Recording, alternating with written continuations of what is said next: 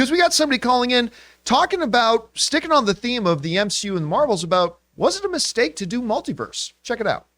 John, this is Nick in Portland, and I got a question. Do you think that everybody is just getting tired of the concept of the multiverse?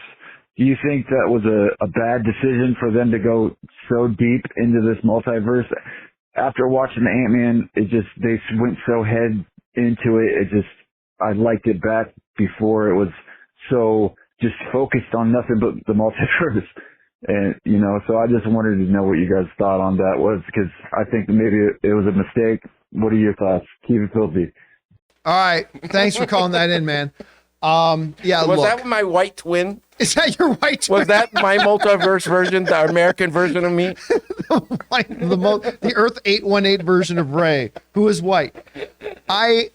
Listen, to know everybody who watches this show knows this. I think that go back to last April at CinemaCon when Kevin Feige came out on stage in front of us and said, this new phase is, we had the Infinity Saga, this new phase is the Multiverse Saga. And I went again in my best Dave Chappelle, oh no. I remember thinking that this is a mistake. There was some gasp in that crowd. There was. You can hear some people really hate that idea, like in the breath that they do. Oh. Yeah, like Multiverse Saga, huh? Now, look, I've said this for a while. Now, a lot of people, hardcore fans, who are like into the comics and stuff like that, and all that kind of stuff, really got excited about the multiverse idea. And I get why, because multiverse, theoretically speaking, multiverse opens a lot of possibilities. There's a lot of things you can do with multiverse. And I totally get it. That one in particular. Yeah, he's coming. That is coming. I'm telling you. Bring me your script. I am the ultimate weapon. This one's coming. A lot of things you can do in multiverse and do with multiverse. Just don't do that. Just don't do that. My God, please just don't do that. We'll keep that one in-house. So I get it.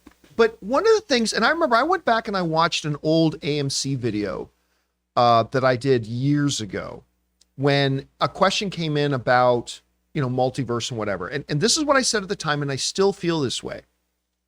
I said, the problem with multiverse is, I said, the key to the success of Marvel has been that instead of just pandering to the hardcore comic book fans, they have made the world of Marvel with their movies accessible to the average everyday viewing audience.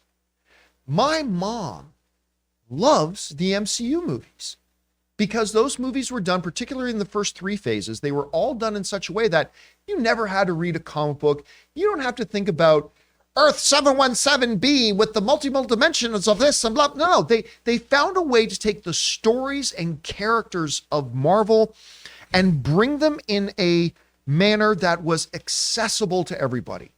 And everybody loved it and enjoyed it, and they enjoyed ridiculous success as they put out excellent movie after excellent movie, averaging over $1 billion a film and all that kind of stuff. And I said back then, way back then, going back a decade now almost, I said, not quite a decade, but I said, the moment you start getting a little bit too inside baseball with the comic book isms of these stories, and you start getting into the multiple dimensions, and you start doing all this stuff that's a little bit more high concept for comic book fans, I said, I believe you're going to lose some of that accessibility. And I remember when the Loki series came out, and I love the Loki character, and I didn't mind the show. I didn't love the show, but I didn't mind it. But when the Loki series came out, that was the first time I started getting messages from a lot of film fans saying, I'm checking out of this. Mm-hmm. Like, because you started getting into these wild things that a lot of comic book fans enjoyed, but a lot of the average fan base was just going, this is pushing it a bit.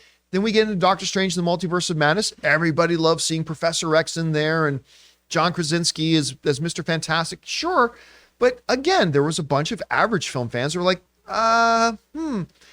And then Ant-Man and the Wasp, now it's not multi-dimensional, although it kind of is with Kang a bit, but you get into, again, the more super fantastical, into the quantum realm with these weird creatures and shooting the entire movie on the volume, that, everything kind of stuff. And what happened? The single biggest second weekend drop in the history of Marvel films.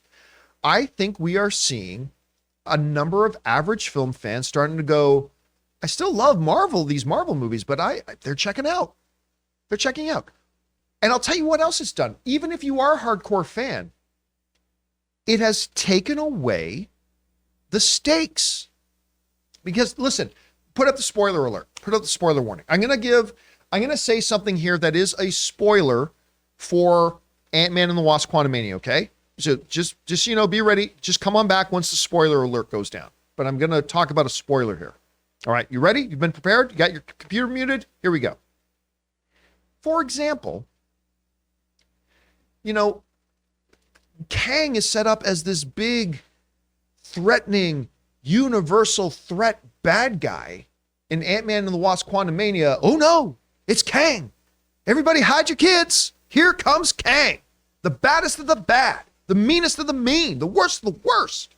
It's going to make you forget all about that Thanos dude, that grimace chin son of a bitch. You're going to forget all about him. But they kill him. But it didn't matter, because as soon as they killed him, we found out, don't worry, there's 1,000 more.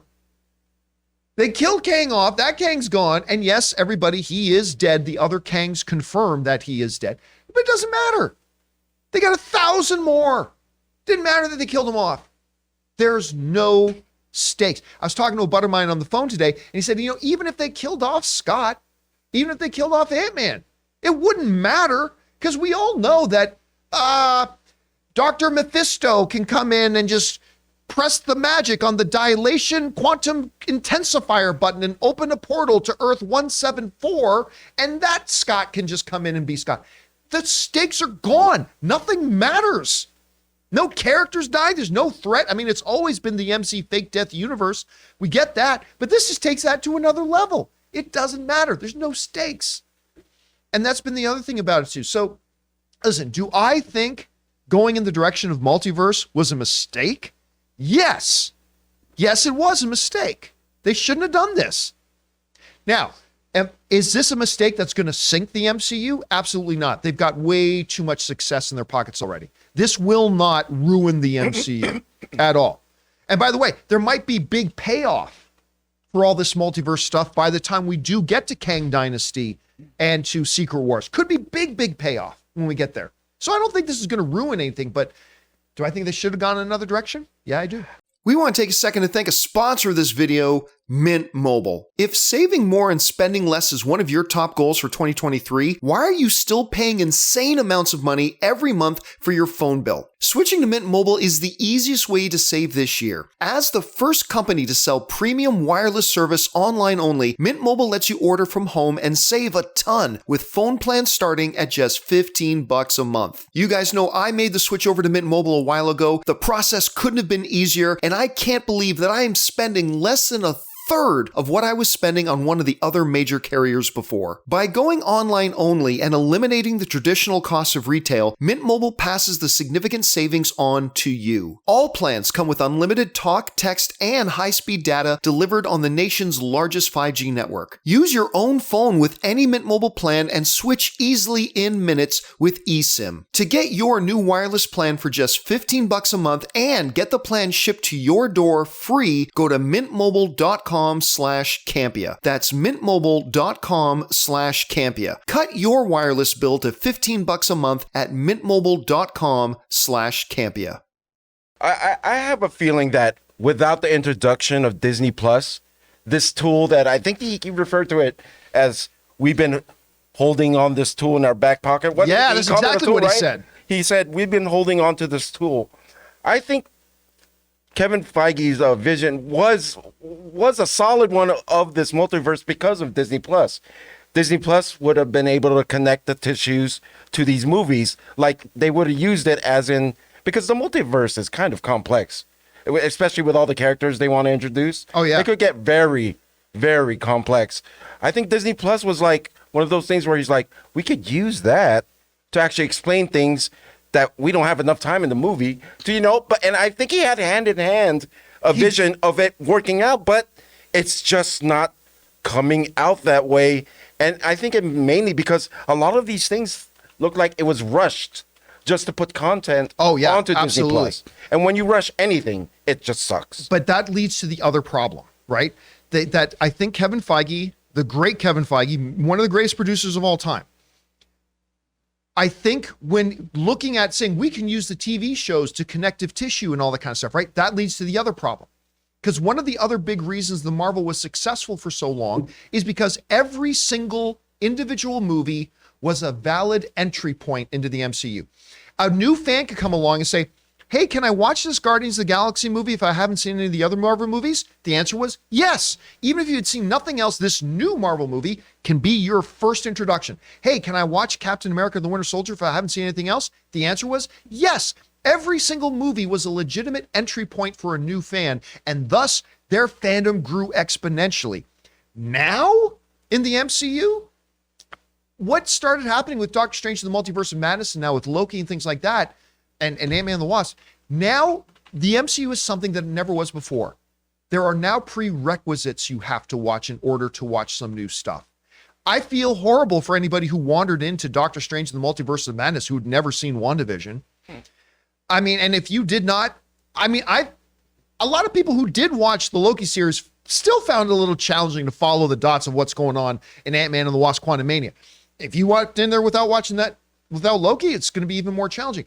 And that's what's happening to the MCU as well. It's becoming where now not every new thing is a valid entry point. Now, if you're a new fan, you haven't watched this yet, you got homework to do first. And that's not good. Well, see, the thing is that the Disney Plus shows should have worked as little tangents of, you're going to be able to delve deeper into these characters and understand them more. But it should have never then been the link to further the next movie that comes out, right? They should just be tangents. If you want this extra content about these characters and some character development, great. But you shouldn't have to watch this to understand how the next movie ties in. Yeah, 100%, absolutely. I have to ask you one more thing, John. Yeah. What is it going to take? What is your final straw where you give up on this multiverse? What is it going to have to... Do you see yourself... I don't see myself ever giving up on anything Marvel, just because I'm like if this doesn't interest me, I can skip it. I skipped so many of the Disney Plus shows, and I'm still okay. You know what I mean? Yeah. But I could see with certain other people, they love Marvel so much, they or whatever, they want to watch everything. They want to take in everything. And sometimes, like the bad stuff, I don't know. What's your take on that? There is a breaking point for every fan, right? For every fan, there is a breaking point, unless you're a Toronto Maple Leafs fan, because then you just put up with that shit for life. But there is a breaking point for every fan and in every fandom.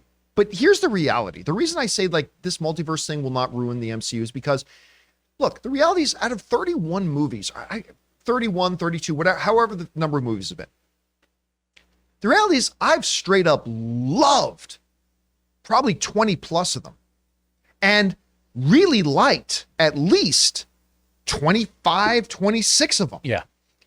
So even if they have built up such a thing of success and excellence that even if I had 3 Ant-Man and the Wasp: Quantumanias in a row, I'm still in there for... But here's where it could get in trouble. Let's say, and look, this, I'm totally speaking on this, is totally theoretical. Do it. Let's say everything between now, Guardians 3, The Marvels, Thunderbolts, Fantastic Four, whatever some of those other, let's say every movie between now and Avengers all suck. Right. Not just they're okay or they're good, but they're suck. bad. They're bad. Straight up bad. And then we get to Kang Dynasty and Secret Wars, and those are bad. Okay. At that point, I might be reconsidering my card-carrying Marvel fan card and turning it in. Maybe at that, but that's a lot of things in a row because they've had so many things in a row that were great, right? That's the magic they've had for so long, and the magic is slipping. Let's see if they can get it back. Don't anyway, fail guys. On Blade, buddy. Oh yeah, Don't fail that's right. I on forgot about Blade. Mahershala Ali's going to save the whole damn thing. All right, guys. Anyway, the question is for you. What do you think about this? Do you think maybe the multiverse itself was just a fundamental mistake? That doesn't mean they can't put out some good stuff within the multiverse, but do you think maybe they should have gone in another direction? Or maybe you're one of the fans that thinks, you know what? I think everything they've been doing in this phase has been fantastic. Awesome. Whatever you guys think, jump down into the comment section below and let us know your thoughts.